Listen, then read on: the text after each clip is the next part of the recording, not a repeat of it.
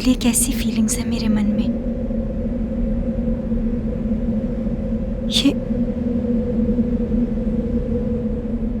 ये क्या फील कर रही हूँ मैं उसके लिए। जब वो मेरे आसपास नहीं होता तो लगता है सब कुछ अधूरा है। कल रात ऐसा लग रहा था जैसे कि बस ऐसे भी वो मेरे पास आ जाए, और जब वो मेरे पास होता है तो गुस्सा, उसकी गलतियां, धोखा सब भूल जाती हूँ। अगर कुछ याद रहता है तो बस वो अच्छे पल उसकी आंखों में जैसे खो सी जाती हूँ मैं। ऐसा क्यों लगता है जैसे कि कोई डोर है जो मुझे रवि की तरफ खींचे ले जा रही है। तुम मुझसे अपनी फीलिंग्स और अपने प्यार को छुपाती हो। तुमने अपनी जुबान से नहीं बोला, लेकिन मैंने तुम्हारे प्यार को महसूस किया है देविका, और दिल से महसूस किया।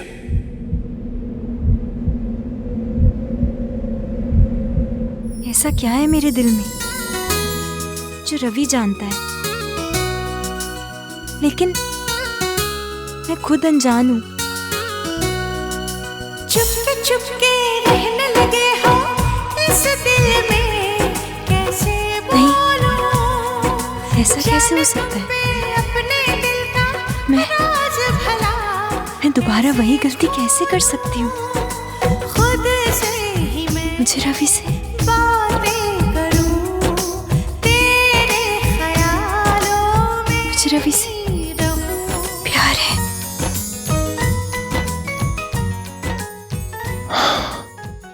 पिछले 24 घंटे में इतना कुछ हो गया, लेकिन मुझे खुशी इस बात की है कि चाहे हमारी सोच अलग है, फिर भी मेरी देविका मुझसे बहुत प्यार करती है। मेरी देविका मेरे लिए फील करती है। आज इस प्यार को अपने सीने से लगाकर मैं चैन की नींद सोऊंगा। जरा देखो तो सही, मेरी मिस कचकच है कहां पर? उसे लेकर आता हूं ताकि हम एक दूसरे के करीब बैठ सकें, जैसे पति पत्नी को होना चाहिए, और खास करके तब जब दोनों के दिलों में बेपनाह मोहब्बत भरी हो।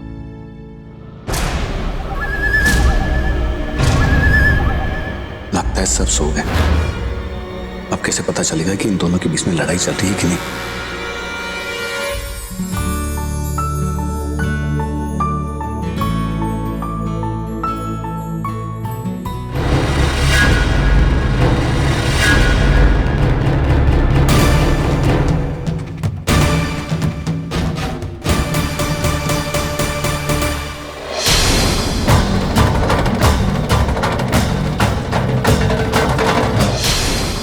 क्यों है मेरे साहब?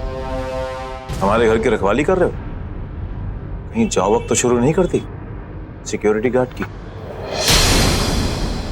ओह अच्छा अच्छा अच्छा अच्छा, अब समझ में आया।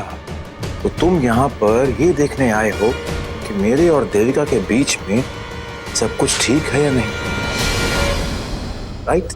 करेक्ट? वैसे जीत तो मेरी है, उसे कोई बदल नहीं सकता। मैं सिर्फ ये देखने आया था कि अब तुम ठीक ठाक है ना? तुम्हारे वापस आने के बाद देविका ने तुम्हारा स्वागत कैसे किया होगा? आरती उतारी होगी ना, और चप्पल से भी स्वागत किया होगा। यार वो नजारा मिस कर दिया मैंने। कैसा था? साकिब, बड़े अफसोस के साथ मुझे कहना पड़ रहा है कि तेरा सारा मजा किरकिरा होने वाला है, और तू अपना ये जो मुंह है ना यहाँ से लटका कर लेके जाने वाला है। तू यहाँ पर ही सोचकर आया था ना कि मेरे और देविका के लड़ाई झगड़े की आवाजें सुनाई देंगी, राइट? तो ऐसा तो कुछ भी नहीं हुआ, लेकिन तूने खामखा अपना टाइम वेस्ट किया एमएलए साहब। I am really sorry MLA साहब, तेरी जीत तो हुई नहीं, तो फिर कंफर्म कैसे करूं? और शायद तू नहीं जानता साकिब कि रातों रात देविका ने मुझे जेल से रिहा करवाया। उसने ना तेरी हेल्प ली और ना ही किसी और की, क्योंकि उसे मालूम है कि मैं बेकसूर हूं। उसने मुझ पर विश्वास किया, और जब दो दिल मिल जाते हैं ना तो वो धड़कते भी एक ही टाइम पर हैं। फिर इंसान दिमाग की नहीं दिल की सुनता है। और साकिब, तूने कितनी कोशिश की हम दोनों को अलग करने की, लेकिन सब फेल हो गया, और हम और भी करीब आ गए, क्योंकि ये दूरियों ने हमें समझा दिया कि हम एक दूसरे को बहुत मिस करते हैं। और इसी जुदाई की वजह से आज देविका ने मुझे गले लगाया। पता कैसे? ऐसे। और जानता है, मुझे गले लगाते हुए बहुत खुश थी और मैं अपने प्यार को पाकर बहुत ज्यादा खुश हुआ। रही बात तेरी गंदी नीयत की, तो वो तुझे चैन से जीने नहीं देगी, क्योंकि बहुत जल्द तेरा असली चेहरा सबके सामने आ जाएगा। इसलिए तो मेरी फिक्र करना बंद कर और अपनी फिक्र कर और कोई रास्ता ढूंढ अपने आप को बचाने के लिए। लेकिन याद रखना साकेत, इस बार तेरे हर रास्ते के बीच में दीवार बनकर मैं खड़ा रहूंगा। रास्ता तो मैंने ढूंढ लिया। एक बार साक्षी के साथ शादी हो जाए, घर में कैद करके रखना उसे। इतने जुल्म करूंगा ना उसके ऊपर कि बेचारी तड़प तड़प के मर जाएगी।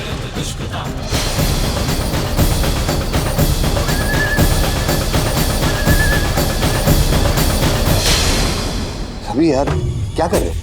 देखो, अगर मैं साक्षी से शादी नहीं करूंगा ना तो बेचारी की जिंदगी खराब हो जाएगी। समझने की कोशिश करना। रवि, ये क्या कर रहे हो तुम? साकेत जी को हमेशा गलत क्यों समझते हो? और साकेत जी, आप इतनी रात को यहाँ पर?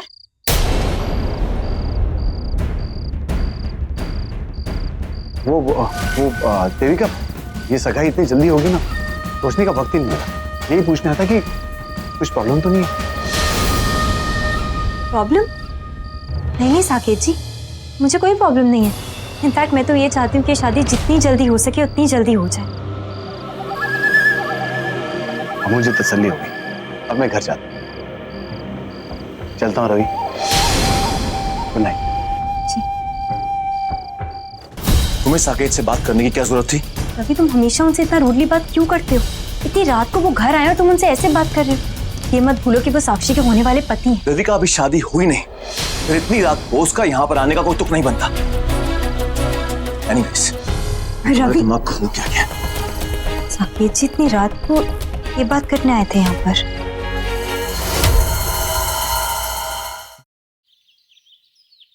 मैम, हमारे कंस्ट्रक्शन डिजाइन अप्रूव हो गए, लेकिन क्लाइंट के हिसाब से कौन सा मटेरियल यूज करना चाहिए? कितना अच्छा मौका खो दिया मैंने। अब रवि को कैसे अपनी तरफ अट्रैक्ट करूं? देविका ने उसकी बेल करवा दी। पता नहीं रवि पर क्या असर हुआ होगा इस बात का। और वो देविका पता नहीं कैसे ट्रीट कर रही होगी रवि को। साकेत कल रात वहां जाकर सिचुएशन चेक करने वाला था। मुझे उसे कॉल करना था। गॉड, भूल गई मैं। तो मैम, कॉस्ट के हिसाब से कौन सा मटेरियल यूज करना चाहिए? Mister Gupta, can you please look into this matter? And for the rest of you, आप लोग अभी जा सकते हैं। मुझे कुछ बहुत इंपॉर्टेंट काम है। Thank you very much. Thank you ma'am.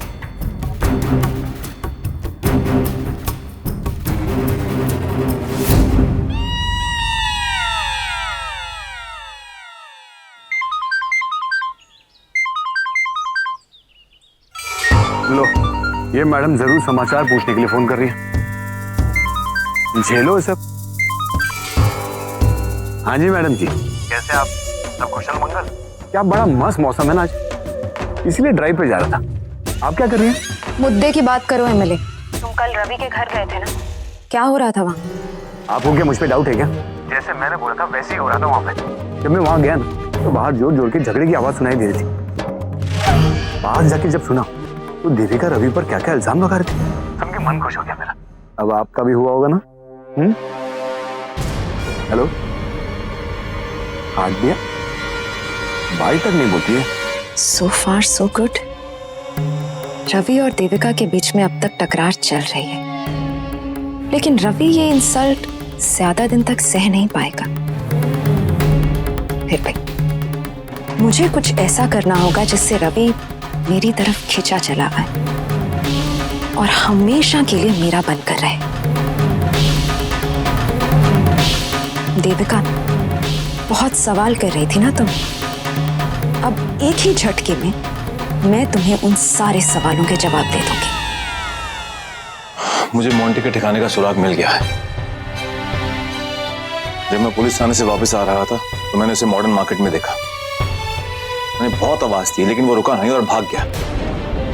भैया उसे पता नहीं है कि वो हमसे छुपकर कितनी बड़ी गलती कर रहा है। एडी, में मोंटी को वापस लेकर आना है। तू एक काम कर, तू विकी भैया के साथ जा और वहां का चप्पा चप्पा छान मार। भैया मुझे पूरा यकीन है कि मोंटी वहीं कहीं छुपा हुआ है। हाँ भाई, और इस बार हम मोंटी की फोटो भी साथ में ले जाएंगे, जिससे आसपास के लोगों से उसके बारे में पूछताछ कर सके, जिससे हमें उसे ढूंढने में आसानी भी होगी। ठीक है भैया। भाई वो सब तो हम कर लेंगे, लेकिन एक बात बता, तुझे साकेत ने जेल में क्यों डलवा दिया? वो इसलिए एडी क्योंकि मुझे उसका वो राज मालूम हो गया था जिसकी वजह से उसका सच सबके सामने आ जाता। भैया आपको शायद मालूम नहीं है, मोंटी और साक्षी को ड्रग्स केस में फंसाने वाला कोई और आदमी नहीं है, वो साकेत ही था। क्या क्या? जी भैया, उस होटल में वेटर के साथ मिलकर उस कमीने ने साक्षी और मोंटी के ड्रिंक्स में ड्रग्स मिला, फिर वही ड्रग्स उनके कमरे में रखे। भैया मैंने वेटर और साकेत की बातें सुनी थी जब वो वेटर पैसे मांग रहा था साकेत से।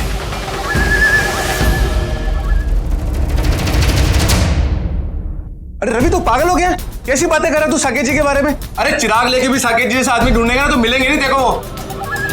अरे साकेत जी ने हमारे लिए, हमारे इस पूरे परिवार के लिए क्या कुछ नहीं किया, और यहाँ तक कि साक्षी की इज्जत ही वही बचा रहे, और तू है कि साकेत जी के बारे में बकवास कुछ भी करे जा रहा है। देख भाई, तू मेरा छोटा भाई है, इसका मतलब ये नहीं है कि तू मेरे साले साल के बारे में कुछ भी बकवास करता रहेगा और मैं खड़ा खड़ा चुपचाप सुनता रहूंगा। अरे तू पीठ पीछे उनकी बुराई कर रहा है।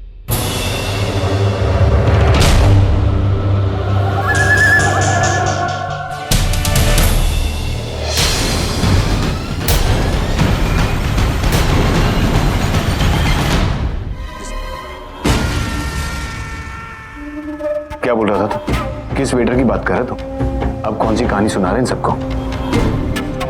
अरे साकेत जी, कैसे हैं आप? बहुत दिनों बाद देखा आपको। आइए आइए। जब बड़े बात करते हो छोटे बीच में नहीं बोलते। और जब तीन भाई बात कर रहे हो ना तो बाहर वाले को आकर डिस्टर्ब नहीं करना चाहिए। अच्छा चलिए सब छोड़, ये बता कि किस वेटर की बात कर रहा था? वही जिसकी हेल्प से तूने मोंटी और साक्षी को बदनाम किया था।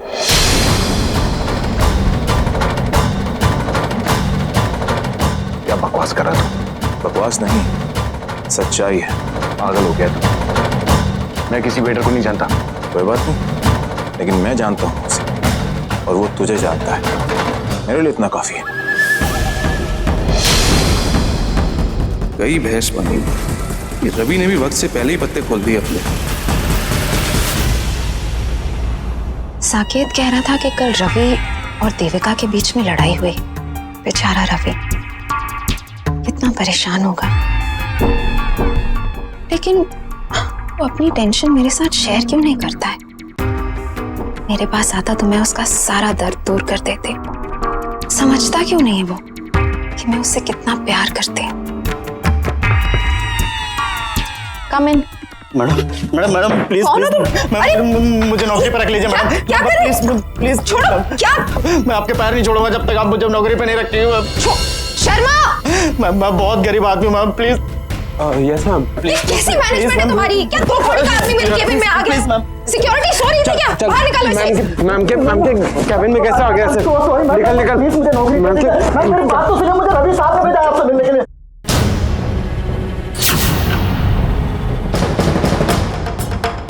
रुको, छोड़ो इसे, तुम जाओ। Okay ma'am. हाँ, क्या कह रहे थे तुम? रवि सर कह रहे थे अब आप तो आसमान से उतरी परी हो, फरिश्ता हो। मैम आपका दिल बहुत बड़ा है। क्या बोलूं मैम, आप बहुत बहुत अच्छी हो मैम। ये सब रवि ने तुमसे कहा? ये भी कि मैं परी हूँ? जी मैम, और तो और मैम उन्होंने कहा आप जैसी बॉस बहुत नसीब वालों को मिलती है।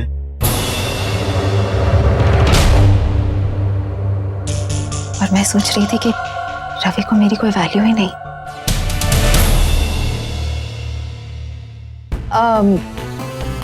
क्या किस तरह की नौकरी चाहिए तुम्हें? मैम कोई भी चलेगी। ठीक है, तुम्हें रवि ने भेजा है, इसलिए मैं तुम्हें काम पर रख लेती हूँ। शुक्रिया मैम। मैम अरे ठीक है, तुम जाके रवि से कह देना मैंने तुम्हें नौकरी दे दी है। जी मैम, बोल दूंगा मैम। बहुत बहुत धन्यवाद मैम आपका।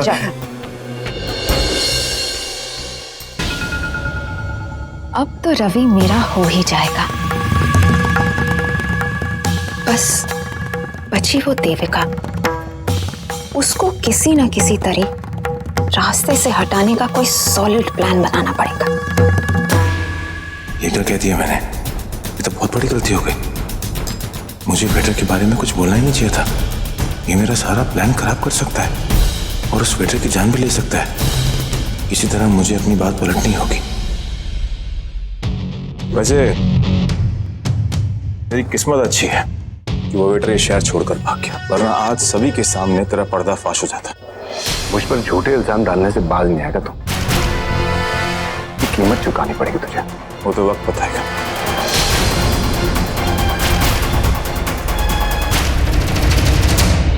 थैंक गॉड भाई, तुमने लास्ट मोमेंट में बात बदल दी। ये तो आज पूरा गेम ही दी एंड हो जाना था। नहीं अरे, कुछ ठीक नहीं है। साकेत एक नंबर का कमीना है। वो इंसान नहीं, शैतान है, शैतान। उसे शक हो गया है और मुझे पूरा यकीन है कि वो उस वेटर को ढूंढने में पूरी कोशिश करेगा। और भैया अगर उसे वो वेटर मिल गया वो उसे जान से मार सकता है। पर अब हम क्या कर सकते हैं? कुछ ना कुछ तो करना होगा। उस वेटर को साकेत से बचाना होगा, क्योंकि वो मेरी जरूरत है। भैया वही एक उम्मीद है जो साकेत का पर्दाफाश कर सकता है। उस होटल में वेटर के साथ मिलकर उस कमीने ने साक्षी और मोंटी के ड्रिंक्स में ड्रग्स मिलाई। रवि को जानता है उस बेटे के बारे में, लेकिन अब वो कहाँ मिलेगा? उसे तो नौकरी से निकलवा दिया मैंने। हाँ, इस लूथरा, उनका कोई कनेक्शन होगा होटल वाले से। उनसे पूछता हूँ, पता लगाता हूँ कि कहाँ छुप कर बैठा हो।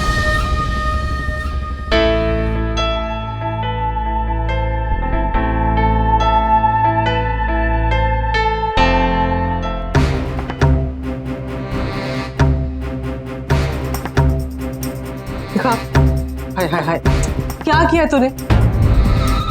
कैसा आटा मारा है, ढीला ढीला। वो तुझसे कहा था ना पूरियां तलनी है, थोड़ा सख्त आटा चाहिए। सॉरी आंटी जी, मैं भी इसे ठीक कर देती हूँ। क्या हो गया माँ? सुबह सुबह अपनी बहू को डांट रही हो आप? मैं कोई नहीं डांट रही हूँ। अब देखना, सारा काम तो मुझे ही देखना है। अब पता नहीं तेरी बीवी मायके से कुछ सीख के भी आई है या नहीं, या ससुराल में आके सब कुछ भूल गई है। अब बता, मैंने बताया था पूड़ियां बनानी है, आटा थोड़ा सही मारे। देख क्या क्या किया इसने, देख। बड़े नाजुक हाथ हैं इसके, ढीले ढीले चलाती है। लगता है मायके वालों ने ना ठीक से खिलाया पिलाया नहीं है बेचारी को। अरे माँ, इतनी सी बात। आप एक काम करता हूँ ना, मैं सिखा देता हूँ। हुई सर खपाई इसके साथ। मैं जरा ये अड्डी को देके आती हूँ।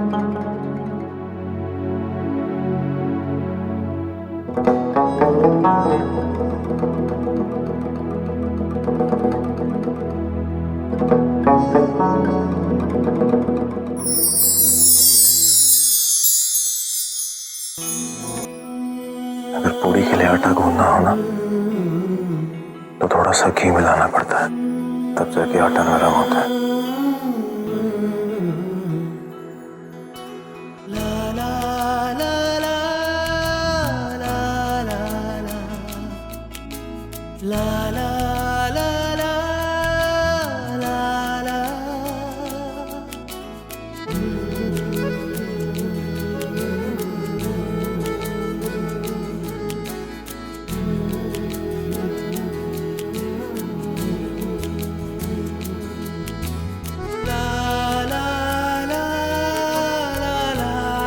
तुम्हें पता है देविका, आटा गूंदना भी एक कला होती है। अगर प्यार से कोई काम किया जाए ना, तो अच्छे से होता है, लेकिन हाथ का जोर लगाना पड़ता है। इससे प्यार में विश्वास की ताकत होती है ना, बिल्कुल वैसे। और अगर वो ताकत टूट जाए तो सब कुछ खराब हो जाता है।